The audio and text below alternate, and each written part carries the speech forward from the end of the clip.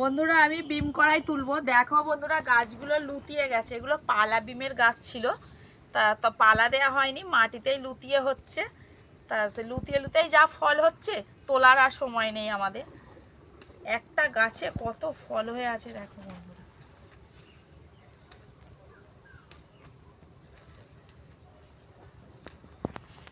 একটা গাছে একসাথে এখনো ফল আছে। দেখো এগুলো ফল হয়ে আছে, এদিকে দেখো বন্ধুরা কত ফল হয়ে আছে একসাথে, প্রত্যেকটা গাছেই ফল হয়ে আছে।